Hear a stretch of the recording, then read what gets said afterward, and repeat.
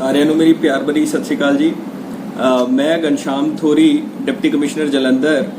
ਮੈਂ ਅੱਜ ਤੋਂ ਤਕਰੀਬਨ 3 ਹਫ਼ਤਾ ਪਹਿਲਾਂ 16 ਜੂਨ ਨੂੰ ਇੱਥੇ ਬਤੌਰ ਡਿਪਟੀ ਕਮਿਸ਼ਨਰ ਚਾਰਜ ਸੰਭਾਲਿਆ ਸੀਗਾ।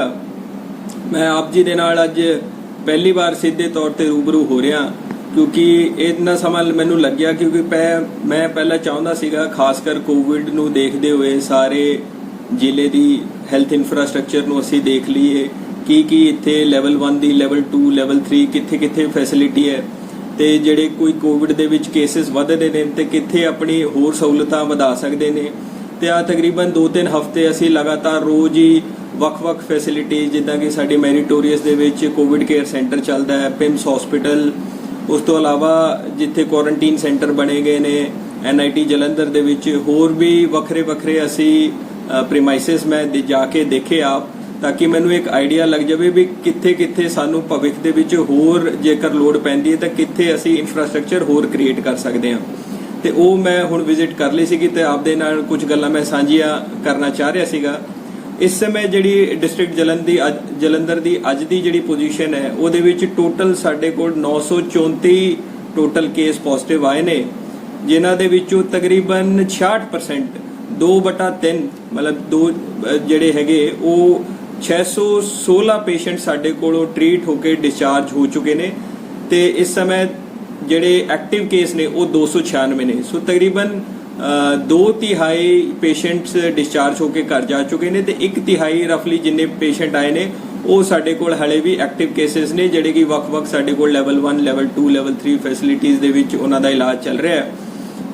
ਸੋ ਕੋਵਿਡ ਦੀ ਮੇਰੀ ਸਮਝ ਦੇ ਅਕੋਰਡਿੰਗ ਕੋਵਿਡ ਦੀ ਜਿਹੜੀ ਮੈਨੇਜਮੈਂਟ ਹੈ ਉਹ 3 ਲੈਵਲ ਤੇ ਅਸੀਂ ਡੀਲ ਕਰਦੇ ਹਾਂ। ਸਭ ਤੋਂ ਪਹਿਲੇ ਸਾਡੀ ਅਪਰੋਚ ਰਹਿੰਦੀ ਹੈ ਵੀ ਜਿਹੜੇ ਪੋਜ਼ਿਟਿਵ ਕੇਸਿਸ ਨੇ ਕਿੱਦਾਂ ਇਹਨਾਂ ਨੂੰ ਟਰੈਕ ਕਰਕੇ ਪੋਜ਼ਿਟਿਵ ਕੇਸਿਸ ਨੂੰ ਮਿਨੀਮਾਈਜ਼ ਕੀਤਾ ਜਾਵੇ। ਦੂਜਾ ਇਹ ਸਾਡਾ ਹਮੇਸ਼ਾ ਖਿਆਲ ਰਹਿੰਦਾ ਹੈ ਵੀ ਜਿੱਦਾਂ ਕੋਈ ਕੇਸ ਅਗਰ ਵੱਧਦੇ ਨੇ ਭਵਿੱਖ ਦੇ ਵਿੱਚ ਸਾਡੇ ਕੋਲ ਟ੍ਰੀਟਮੈਂਟ ਦੀ ਫੈਸਿਲਿਟੀਜ਼ ਭਾਵੇਂ ਜਿੱਥੇ ਕੇਸ ਵਧਦੇ ਵੀ ਹੈ ਤਾਂ sufficient number of facility sufficient number of beds ਭਾਵੇਂ ਉਹ ਲੈਵਲ 1 ਦੇ ਬੈੱਡ ਹੋ ਲੈਵਲ 2 ਆਕਸੀਜਨ ਸਪਲਾਈ ਦੇ ਬੈੱਡ ਹੋਣ ਵੈਂਟੀਲੇਟਰਸ ਹੋ ਉਹ ਸਫੀਸ਼ੀਐਂਟ ਮਾਤਰਾ ਦੇ ਵਿੱਚ ਰਹਿਣ ਤਾਂ ਕਿ ਕੋਈ ਵੀ ਇਲਾਜ ਪੱਖੋਂ ਵਾਂਝਾ ਨਾ ਰਵੇ। ਤੀਜੀ ਤੇ ਸਭ ਤੋਂ ਇੰਪੋਰਟੈਂਟ ਸਾਡੀ ਅਪਰੋਚ ਹੁੰਦੀ ਹੈ ਵੀ ਅਸੀਂ ਕੇਸ ਫੈਟੈਲਿਟੀ ਰੇਟ ਜਿਹਨੂੰ ਅਸੀਂ ਨਾਰਮਲ ਸ਼ਬਦਾਂ ਦੇ ਵਿੱਚ ਡੈਥ ਰੇਟ ਵੀ ਕਹਿ ਸਕਦੇ ਵੀ ਅਸੀਂ ਮੌਤਾਂ ਦੇ ਉੱਤੇ ਕੰਟਰੋਲ ਕਰੀਏ ਤਾਂ ਕਿ ਸਾਡੀ ਜਿਹੜੀ CFR ਹੋਵੇ ਉਹ ਘੱਟ ਤੋਂ ਘੱਟ ਹੋਵੇ। ਤੇ ਇਹ ਬ੍ਰੌਡਲੀ 3 ਚੀਜ਼ਾਂ ਨੇ ਜਿਨ੍ਹਾਂ ਦੇ ਉੱਤੇ ਸਾਡਾ ਫੋਕਸ ਰਹਿੰਦਾ ਹੈ। ਪਹਿਲਾਂ ਮੈਂ ਗੱਲ ਕਰਨਾ ਚਾਹਾਂਗਾ ਵੀ ਪੋਜ਼ਿਟਿਵ ਕੇਸਿਸ ਦੇ ਉੱਤੇ ਆਪਾਂ ਕਿੱਦਾਂ ਕੰਟਰੋਲ ਕਰ ਸਕਦੇ ਹਾਂ। ਇਹਦੇ ਵਿੱਚ ਸਭ ਤੋਂ ਵੱਡਾ ਮੈਂ ਆਪ ਜੀ ਸਾਰਿਆਂ ਤੋਂ ਅਪੀਲ ਵੀ ਕਰਦਾ ਵੀ ਜਿਹੜੇ ਅਵੇਅਰਨੈਸ ਹੁਣ ਤੱਕ ਕੋਵਿਡ ਨੂੰ ਲੈ ਕੇ ਜਿਹੜੇ ਵੀ ਆਪਾਂ ਕਦਮ ਚੁੱਕਣੇ ਨੇ ਭਾਵੇਂ ਉਹ ਮਾਸਕ ਪਾਣਾ ਹੋਵੇ ਭਾਵੇਂ ਹੱਥ ਸੈਨੀਟਾਈਜ਼ਰ ਨਾਲ ਜਾਂ ਸਾਬੁਨ ਨਾਲ ਧੋਣੇ ਹੋਣ ਉਹ ਸਾਰੇ ਸੋਸ਼ਲ ਡਿਸਟੈਂਸਿੰਗ ਦੇ ਨਾਰਮ ਆਪਾਂ ਸਾਰੇ ਜਾਣਦੇ ਹਾਂ। ਤੇ ਸਭ ਤੋਂ ਪਹਿਲਾਂ ਤਾਂ ਇਹ ਹੈ ਜਿਹੜੀ ਵੋਲੰਟਰੀਲੀ ਕੰਪਲਾਈਂਸ ਜਿਹੜੀ ਪਬਲਿਕ ਤੋਂ ਸਾਨੂੰ ਮਿਲ ਸਕਦੀ ਹੈ ਉਹਦੇ ਕਰਕੇ ਸਾਡਾ ਜਿਹੜੇ ਵੀ ਐਫਰਟਸ ਹੈ ਉਹਦੇ ਵਿੱਚ ਬਹੁਤ ਜ਼ਿਆਦਾ ਇਜ਼ਾਫਾ ਹੋਊਗਾ ਕਿਉਂਕਿ ਅਸੀਂ ਪੋਜ਼ਿਟਿਵ ਕੇਸ ਸਭ ਤੋਂ ਪਹਿਲਾ ਸਟੈਪ ਹੈ ਪ੍ਰੀਕਾਸ਼ਨਸ ਤੋਂ ਕੰਟਰੋਲ ਕਰ ਸਕਦੇ ਹਾਂ। ਦੂਜੀ ਉਸ 'ਚ ਸਟ੍ਰੈਟਜੀ ਹੈ ਐਨਫੋਰਸਮੈਂਟ ਦੀ ਜਿਹਦੇ ਕਰਕੇ civil and police the joint ਟੀਮਾਂ ਸੈਪਰੇਟਲੀ ਵੀ ਚਲਾਨ ਡਰਾਈਵ ਵੀ ਚੱਲਦੀ ਹੈ। ਪਰ ਮੈਂ ਫਿਰ ਵੀ ਇਹ ਚਾਹਾਂਗਾ ਕਿ ਵੱਧ ਤੋਂ ਵੱਧ ਆਪ ਜੀ ਸਾਰਿਆਂ ਦਾ ਸਾਨੂੰ ਸਹਿਯੋਗ ਮਿਲੇ ਤਾਂ ਕਿ ਅਸੀਂ ਇੱਕ ਪੋਜ਼ਿਟਿਵ ਕੇਸ ਦੇ ਉੱਤੇ ਕੰਟਰੋਲ ਕਰ ਸਕੇ ਥਰੂ ਪ੍ਰੀਕਾਸ਼ਨਸ। ਤੇ ਜਿਹੜੀ ਸਾਡੀ ਤੀਜੀ ਸਟ੍ਰੈਟਜੀ ਰਹਿੰਦੀ ਹੈ ਉਹ ਹੁਣ ਜਦੋਂ ਅਸੀਂ ਰੋਜ਼ ਪੋਜ਼ਿਟਿਵ ਕੇਸਿਸ ਦਾ ਐਨਾਲਿਸਿਸ ਕਰਦੇ ਹਾਂ ਤੇ ਅਸੀਂ ਏਰੀਆ ਵਾਈਜ਼ ਉਹਦੀ ਮੈਪਿੰਗ ਕਰਦੇ ਵੀ ਕਿੱਥੇ ਕਿੰਨੇ ਕੇਸ ਆ ਰਹੇ ਨੇ ਤੇ ਉਹਦੇ ਕਰਕੇ ਅਸੀਂ ਫਿਰ ਜਿੱਥੇ 15 ਤੋਂ ਵੱਧ ਕੇਸ ਹੋ ਜਾਂਦੇ ਨੇ ਉੱਥੇ ਕੰਟੇਨਮੈਂਟ ਜ਼ੋਨ ਬਣਾਇਆ ਜਾਂਦਾ ਤੇ ਜਿੱਥੇ 5 ਕੇਸ ਵੀ ਆ ਜਾਂਦੇ ਕਿਸੇ ਪਾਰਟਿਕੂਲਰ ਮੁਹੱਲੇ ਦੇ ਵਿੱਚ ਤੇ ਇੱਕ ਮਾਈਕਰੋ ਕੰਟੇਨਮੈਂਟ ਜ਼ੋਨ ਜਿੱਥੇ 500 ਤੱਕ ਦੀ ਆਬਾਦੀ ਨੂੰ ਅਸੀਂ ਸੀਲ ਕਰਦੇ ਹਾਂ 10 ਦਿਨਾਂ ਲਈ। ਸੋ ਇਹਦਾ ਪਰਪਸ ਇਹ ਹੁੰਦਾ ਹੈ ਵੀ ਤੁਹਾਨੂੰ ਪਤਾ ਚੱਲ ਗਿਆ ਤਾਂ ਕਿ ਅਸੀਂ ਕੰਟੇਨਮੈਂਟ ਕਰਕੇ ਉੱਥੇ ਪੂਰੀ ਮੂਵਮੈਂਟ ਰੋਕਦੇ ਹਾਂ। ਸਿਵਲ ਪੁਲਿਸ ਤੇ ਮੈਡੀਕਲ ਟੀਮਾਂ ਉੱਥੇ ਜਾਂਦੀਆਂ ਨੇ ਫਿਰ ਉੱਥੇ ਡੋਰ ਟੂ ਡੋਰ ਸਰਵੇਲੈਂਸ ਕਰਕੇ ਅਸੀਂ ਦੇਖਦੇ ਹਾਂ ਕਿਸੇ ਨੂੰ ਕੋਮੋਰਬਿਡਿਟੀ ਹੈ ਤੇ ਉਹਨਾਂ ਦਾ ਟੈਸਟ ਕੀਤਾ ਜਾਵੇ ਤੇ ਪ੍ਰੋਪਰ ਉਸ ਏਰੀਆ ਦੀ ਸੀਲਿੰਗ ਰਵੇ ਤਾਂ ਕਿ ਜਿਹੜਾ ਵਾਇਰਸ ਦਾ ਸਪਰੈਡ ਹੈ ਉਸੇ ਏਰੀਆ ਦੇ ਵਿੱਚ ਸੀਮਿਤ ਰੱਖਿਆ ਜਾ ਸਕਦਾ।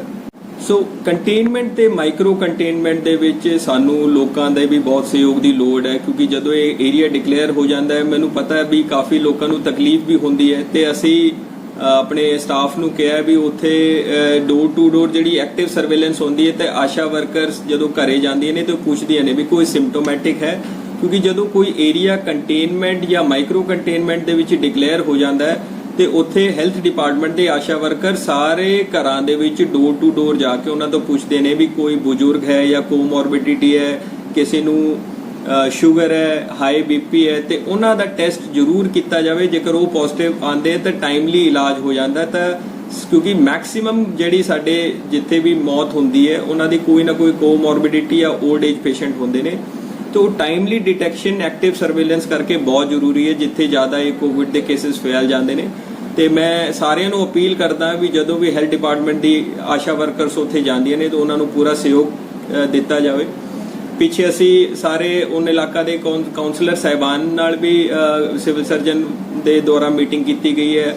ਅਸੀਂ ਮੇਅਰ ਸਾਹਿਬ, ਕਮਿਸ਼ਨਰ ਸਾਹਿਬ ਨੂੰ ਵੀ ਲਿਖ ਚੁੱਕੇ ਹਾਂ ਵੀ ਉਹਨਾਂ ਤੋਂ ਵੱਧ ਚੁਣੇ ਹੋਏ ਨੁਮਾਇੰਦਾ ਦੀ ਵੀ ਇਨਵੋਲਵਮੈਂਟ ਕੀਤੀ ਜਾਵੇ ਕਿ ਅਸੀਂ ਲੋਕਾਂ ਦੇ ਸਹਿਯੋਗ ਨਾਲ ਡੋਰ ਟੂ ਡੋਰ ਜਿਹੜਾ ਕੈਂਪੇਨ ਚੱਲਦਾ ਹੈ ਜਿੱਥੇ ਕੰਟੇਨਮੈਂਟ ਤੇ ਮਾਈਕਰੋ ਕੰਟੇਨਮੈਂਟ ਦੇ ਵਿੱਚ ਤੇ ਉੱਥੇ ਸਫਲ ਹੋਵੇ।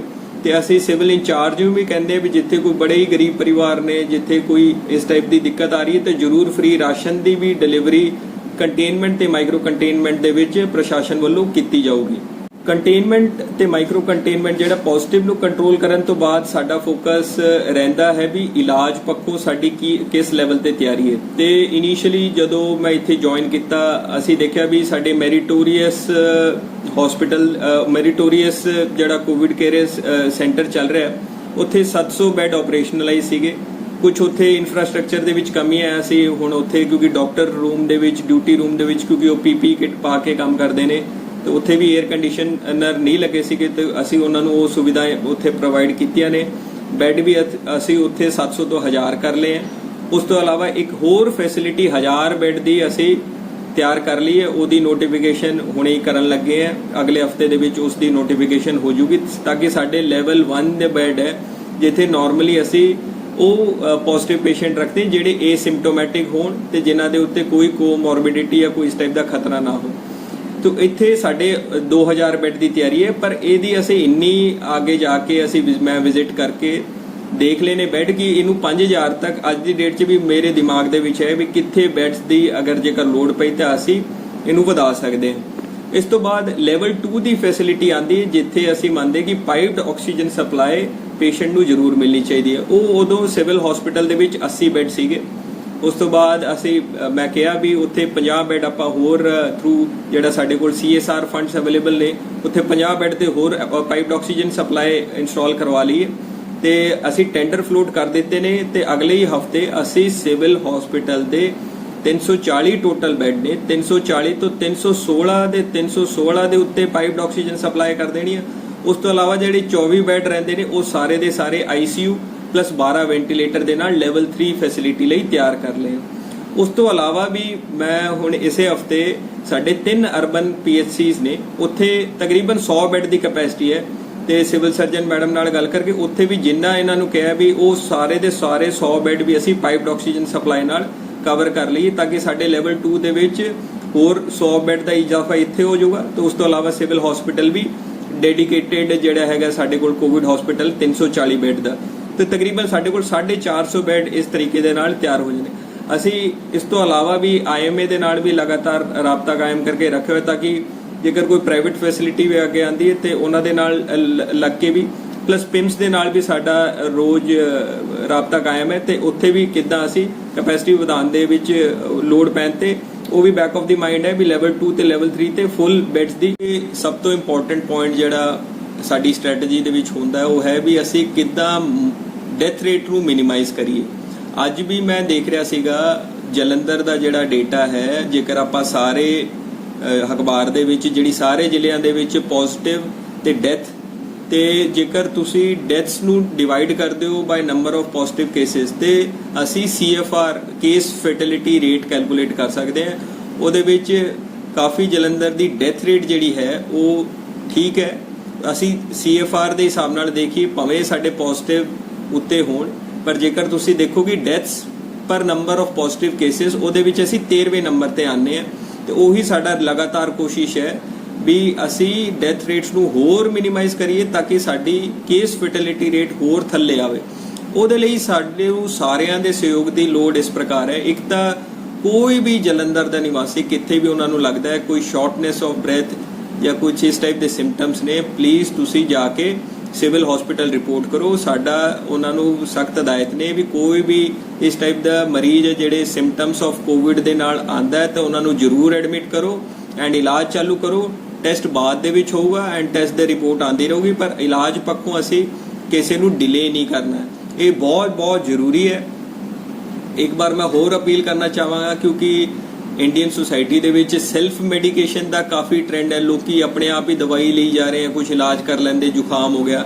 ਤੇ ਪਲੀਜ਼ ਮੇਰੀ ਸਾਰਿਆਂ ਨੂੰ ਆਹੀ ਬੇਨਤੀ ਹੈ, ਜੇਕਰ ਆਪ ਜੀ ਸਾਰਿਆਂ ਨੂੰ ਲੱਗਦਾ ਵੀ ਕੋਈ ਸਾਹ ਲੈਣ ਦੇ ਵਿੱਚ ਤਕਲੀਫ ਆ ਰਹੀ ਹੈ ਤੇ ਇਮੀਡੀਏਟਲੀ ਹੀ ਤੁਸੀਂ ਰਿਪੋਰਟ ਕਰੋ ਸਿਵਲ ਹਸਪੀਟਲ। ਟਾਈਮਲੀ ਇੰਟਰਵੈਂਸ਼ਨ ਦੇ ਨਾਲ ਅਸੀਂ ਕਾਫੀ ਇਹਦੇ ਵਿੱਚ, ਕਿਉਂਕਿ ਡਿਲੇ ਜਿੱਥੇ ਵੀ ਕਰਦੇ ਆ ਤੇ ਬਹੁਤ ਹੀ ਜ਼ਿਆਦਾ ਉਹ ਘਾਤਕ ਸਾਬਿਤ ਹੁੰਦੀ ਹੈ ਕੋਵਿਡ ਦੇ ਵਿੱਚ। ਸੋ ਟਾਈਮਲੀ ਇੰਟਰਵੈਂਸ਼ਨ ਕਰਕੇ ਇਲਾਜ ਆਪਾਂ ਜ਼ਰੂਰ ਕਰਾ ਲਈਏ। ਤੇ ਉਦਾਂ ਹੀ ਅਸੀਂ ਚਾਹੁੰਦੇ ਆ ਵੀ ਜਿਹੜੀ ਸਾਡੀ ਆਸ਼ਾ ਦੀ ਵਰਕਰਸ ਵੀ ਡੋਰ ਟੂ ਡੋਰ ਸਰਵੇਲੈਂਸ ਤੇ ਜਾਂਦੇ, ਉਹ ਵੀ ਇਹੀ ਚੀਜ਼ ਨੂੰ ਦੇਖਦੇ ਆ ਵੀ ਕਿੱਥੇ ਕੋਈ ਸਰੀ, ਅਸੀਂ ਕਹਿੰਦੇ ਸੀਵੀਅਰ ਅਕਿਊਟ ਰੈਸਪੀਰੇਟਰੀ ਇਲਨੈਸ ਸਰੀ ਦੇ ਕੇਸ ਹੈ ਜਾਂ influenza like illness ILI cases ਹੈ, ਉਹਨਾਂ ਨੂੰ ਆਇਡੈਂਟੀਫਾਈ ਕਰਕੇ ਤੁਰੰਤ ਉਹ ਸਿਵਲ ਹਸਪੀਟਲ ਲੈ ਕੇ ਆਣ। ਐਂਡ ਅਦਰਵਾਈਜ਼ ਵੀ ਕੋਮੋਰਬਿਡ ਜਿੰਨੇ ਵੀ ਹੈ, ਅੱਜ ਵੀ ਅਸੀਂ ਤਕਰੀਬਨ ਜਿਹੜੇ ਸਾਡੇ ਕੰਟੇਨਮੈਂਟ ਮਾਈਕਰੋ ਕੰਟੇਨਮੈਂਟ ਜ਼ੋਨ ਹੈ ਉੱਥੋਂ 400 ਸੈਂਪਲ ਕੇਵਲ ਉਹਨਾਂ ਦੇ ਲਿੱਤੇ ਹੈ ਜਿਨ੍ਹਾਂ ਨੂੰ ਕੋਈ ਨਾ ਕੋਈ ਹੋਰ ਕੋਮੋਰਬਿਡਿਟੀ ਕੋਈ ਹੋਰ ਬਿਮਾਰੀ ਹੈ, ਤਾਂ ਕਿ ਅਸੀਂ ਡੈਥ ਰੇਟ ਆਪਣੀ ਮਿਨੀਮਾਈਜ਼ ਕਰੀਏ। ਡੈਥ ਰੇਟ ਸਭ ਤੋਂ ਮਿਨੀਮਾਈਜ਼ ਕਰਨਾ ਸਾਡੇ ਲਈ ਇੰਪੋਰਟੈਂਟ ਹੈ। ਇਹ ਪੋਜ਼ਿਟਿਵ ਤੋਂ ਵੀ ਕੰਟਰੋਲ ਕਰਨਾ ਤੋਂ ਜ਼ਿਆਦਾ, ਦੇਖੋ ਪੋਜ਼ਿਟਿਵ ਕੇਸ ਆਉਂਦੇ ਹੈ, ਲੋਕੀ ਐਡਮਿਟ ਹੋਏ, ਇਲਾਜ ਹੋ ਗਿਆ, ਘਰ ਚਲੇ ਗਏ, ਉਹ ਬਹੁਤ ਘੱਟ ਇਨਸਾਨ ਹੈ। ਬਟ ਸਾਨੂੰ ਇਹ ਜ਼ਰੂਰ ਇਨਸ਼ੋਰ ਕਰਨਾ ਵੀ ਸਾਰੀ ਮੌਤਾਂ ਸਾਡੇ ਜ਼ਿਲ੍ਹੇ ਦੇ ਵਿੱਚ ਨਾ ਹੋਣ। ਸੋ ਉਹਦੇ ਲਈ ਹੀ ਸਭ ਤੋਂ ਜ਼ਿਆਦਾ ਫੋਕਸ ਸਾਡਾ ਐਡਮਿਨਿਸਟ੍ਰੇਸ਼ਨ ਦਾ, ਸਿਵਲ ਹਸਪੀਟਲ ਸਾਰੇ ਡਾਕਟਰ ਸਾਹਿਬਾਨਾਂ ਦਾ ਤੇ ਪੁਲਿਸ ਦਾ ਵੀ ਉਸ ਏਰੀਆ ਨੂੰ ਪੈਰੀਮੀਟਰ ਕੰਟਰੋਲ ਦੇ ਵਿੱਚ ਲੱਗਿਆ ਹੋਇਆ ਹੈ। ਤੇ ਅਸੀਂ ਆਸ ਕਰਦੇ ਹਾਂ ਵੀ ਇਹਨਾਂ ਗੱਲਾਂ ਦੇ ਉੱਤੇ ਤੁਹਾਨੂੰ ਵੀ ਕੋਈ ਪਤਾ ਚੱਲਦਾ ਹੈ। ਜੇਕਰ ਕੋਈ ਏਰੀਆ ਦੇ ਵਿੱਚ ਕੋਈ ਰਜਿਸਟਰਡ ਮੈਡੀਕਲ ਪ੍ਰੈਕਟੀਸ਼ਨਰ ਹੈ ਜਾਂ ਕੋਈ ਕੈਮਿਸਟ ਸ਼ਾਪ ਹੈ ਜਿਨ੍ਹਾਂ ਨੂੰ ਲੱਗਦਾ ਵੀ ਹਾਂ ਵੀ ਇਸ ਟਾਈਪ ਦਾ ਕੋਈ ਪੇਸ਼ੈਂਟ ਹੈ, ਉਹ ਵੀ ਸਾਡੇ ਕੰਟਰੋਲ ਰੂਮ ਨੰਬਰ ਜਿਸ ਦਾ ਨੰਬਰ ਹੈ 222 44 17, ਉੱਥੇ ਵੀ ਤੁਸੀਂ ਰਿਪੋਰਟ ਕਰ ਸਕਦੇ ਹੋ ਵੀ ਇਸ ਇਲਾਕੇ ਦੇ ਵਿੱਚ ਕੋਈ ਇਸ ਟਾਈਪ ਦਾ ਪੇਸ਼ੈਂਟ ਹੈ। ਇਹ DC ਆਫਿਸ ਦਾ ਕੰਟਰੋਲ ਨੰਬਰ ਹੈ, ਮੈਂ ਦੁਬਾਰਾ ਰਿਪੀਟ ਕਰਾਂਗਾ 222 44 17। ਐਂਡ ਅਦਰਵਾਈਜ਼ ਵੀ ਜੇਕਰ ਕਿਸੇ ਵੀ ਪੇਸ਼ੈਂਟ ਨੂੰ ਕੋਈ ਦਿੱਕਤ ਆਉਂਦੀ ਹੈ ਵੀ ਹਸਪੀਟਲ ਦੇ ਵਿੱਚ ਐਡਮਿਸ਼ਨ ਨਹੀਂ ਮਿਲ ਰਿਹਾ ਜਾਂ ਕੋਈ ਇੱਥੇ ਉਹਨਾਂ ਨੂੰ ਲੱਗ ਰਿਹਾ, ਕਿਉਂਕਿ ਕਈ ਵਾਰ ਸਟੋਰੀਜ਼ ਦੇਖਣ ਦੇ ਵਿੱਚ ਹੈ ਵੀ ਕੋਈ ਪੇਸ਼ੈਂਟ ਕੋਵਿਡ ਪੋਜ਼ਿਟਿਵ ਖੱਜਲ ਖੁਆਰੀ ਹੋ ਰਹੀ ਹੈ ਕਿਤੇ, ਉਸ ਚੀਜ਼ ਦੀ ਵੀ ਤੁਸੀਂ ਕੰਪਲੇਨ ਸਾਡੇ ਕੰਟਰੋਲ ਨੰਬਰ ਰੂਮ ਨੰਬਰ ਆਹੀ 222 44 17 ਦੇ ਉੱਤੇ ਕਰ ਸਕਦੇ ਹੋ। ਅਸੀਂ ਇੱਥੋਂ ਜ਼ਰੂਰ ਇਨਸ਼ੋਰ ਕਰਾਵਾਂਗੇ ਵੀ ਆਪ ਜੀ ਨੂੰ ਬਿਲਕੁਲ ਇਮੀਡੀਏਟਲੀ ਹੀ ਐਡਮਿਸ਼ਨ ਉੱਥੇ ਮਿਲ ਜਾਵੇ। ਧੰਨਵਾਦ ਜੀ ਬਹੁਤ ਸਾਰਿਆਂ ਦਾ। ਰਲ ਮਿਲ ਕੇ ਅਸੀਂ ਚਾਹਾਂਗੇ, ਇੱਕ ਅਸੀਂ ਆਪਣਾ ਪ੍ਰਸ਼ਾਸਨ ਦਾ ਆਫੀਸ਼ੀਅਲ ਫੇਸਬੁੱਕ ਪੇਜ ਵੀ ਬਣਾਇਆ ਹੈ, ਉਸ ਤੇ ਅਸੀਂ ਅਪਡੇਟ ਕਰਦੇ ਰਹਾਂਗੇ ਵੀ ਰੋਜ਼ ਦੇ ਕਿੰਨੇ ਪੇਸ਼ੈਂਟ ਆ ਰਹੇ ਨੇ, ਡਿਸਚਾਰਜ ਹੋ ਰਹੇ ਨੇ, ਹੋਰ ਵੀ ਆਫੀਸ਼ੀਅਲ ਜਾਣਕਾਰੀ ਹੈ ਉਸ ਤੇ ਵੀ ਅਪਡੇਟ ਕਰਦੇ ਰਹਾਂਗੇ। ਉਹਦੇ ਨਾਲ ਸਾਡਾ ਇੱਕ ਰਾਬਤਾ ਬਣਿਆ ਰਹੂਗਾ। ਧੰਨਵਾਦ ਜੀ।